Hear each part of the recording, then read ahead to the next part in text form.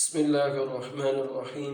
آج کی حدیث مبارکہ عن ابن عباس ان رسول اللہ صلی اللہ علیہ وسلم خطب الناس فی حجۃ الوداع فقال یا ایہا الناس انی قد ترکت فیکم ما ان اعتصمتم به فلن تضلوا ابدا کتاب اللہ وسنت نبیہ صلی اللہ علیہ وسلم۔